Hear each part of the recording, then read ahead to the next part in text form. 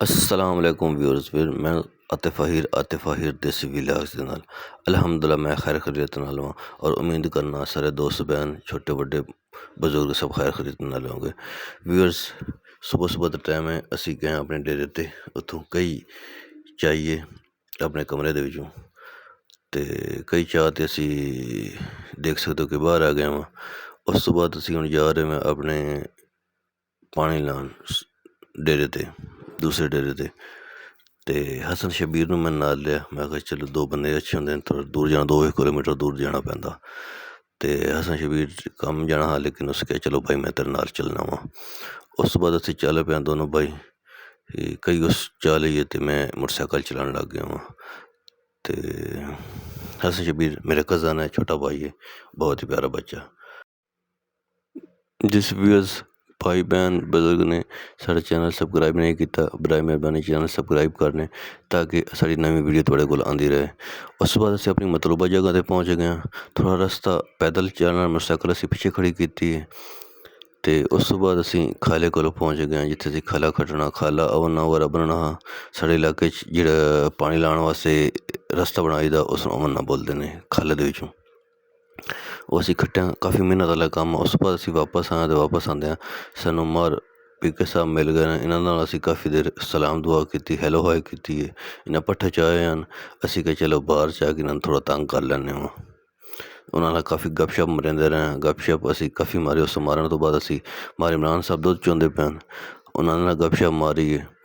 ਉਸ ਤੋਂ ਬਾਅਦ ਫਿਰ ਸਾਡੇ ਕੋਲ ਅਸੀਂ ਆ ਗਏ ਹਾਂ ਘਰ ਆਇਆ ਤਾਂ ਸਾਡੇ ਨਾਲ ਇੱਕ ਬੱਚਾ ਨਾਰਾਜ਼ ਹੋ ਗਿਆ, ਹੁਸੈਨ ਸ਼ਬੀਰ ਬੱਚਾ ਮੇਰਾ ਕਜ਼ਨ ਹੈ, ਲੇਕਿਨ ਪਿਆਰਾ ਬਹੁਤ ਹੈ।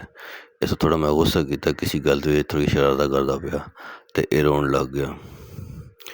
ਅਤੇ ਬੱਚੇ ਫਿਰ ਆਪਣੀ ਗਲਤੀ ਤਸਲੀਮ ਨਹੀਂ ਕਰਦੇ ਨੇ ਅਤੇ ਰੋਈ ਪਾਉਂਦੇ ਨੇ।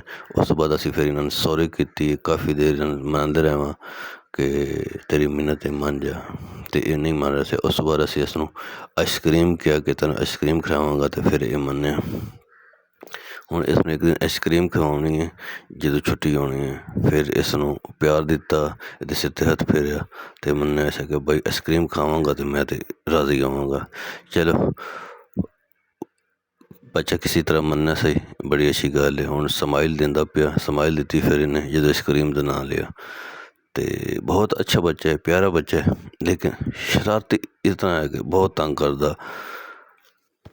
ਹੁਸੈਨ ਅੱਲਾਹ ਪਾਕ ਨੂੰ ਖੁਸ਼ ਰੱਖੇ, ਅੱਲਾਹ ਪਾਕ ਪਿਆਰਾ ਬੱਚੇ ਨਾਲ ਹੀ ਜ਼ਿੰਦਗੀ ਹੁੰਦੀ ਹੈ। ਕਾਫੀ ਦੇਰ ਬਾਅਦ ਅਸੀਂ ਇਸ ਨੂੰ ਸੌਰੀ ਕੀਤਾ, ਮੁਕੰਮਲ ਸੌਰੀ ਕੀਤਾ।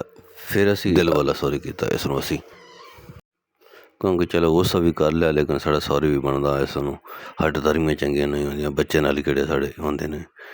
ਅਤੇ ਬੜੀ ਅੱਛੀ ਬਾਤ ਹੈ, ਇਹਨਾਂ ਬੱਚੇ ਨਾਲ ਹੀ ਸਾਡੀ ਰੌਣਕਾਂ ਆਉਂਦੀਆਂ ਨੇ ਮਾਸ਼ਾ ਅੱਲਾਹ। ਅਤੇ ਬੱਚੇ ਬਹੁਤ ਪਿਆਰੇ ਹੁੰਦੇ ਨੇ, ਇਹ ਸਾਡੇ ਕੰਮ ਕਾਜ ਕਰਦੇ ਨੇ। ਉਸ ਤੋਂ ਬਾਅਦ ਅਸੀਂ ਸ਼ਹਿਰ ਗਏ ਸੀ। ਸ਼ਹਿਰ ਤੋਂ ਸ਼ਾਮ ਦੇ ਟਾਈਮ ਅਸੀਂ ਵਾਪਸ ਆ ਰਹੇ ਹਾਂ। ਦੇਖ ਸਕਦੇ ਮੇਰੇ ਨਾਲ ਅਰਸਲਾਨ ਮੌਜੂਦ ਹੈ। ਅਤੇ ਅਸੀਂ ਫਿਰ ਨਹਿਰ ਦੇ ਕਿਨਾਰੇ ਹਾਂ। ਨਹਿਰ 'ਤੇ ਕਾਫੀ ਰਸ਼ ਹੁੰਦਾ, ਇੱਥੇ ਲੋਕ ਵਾਕ ਵਗੈਰਾ ਕਰਦੇ ਪਏ ਹੁੰਦੇ ਨੇ।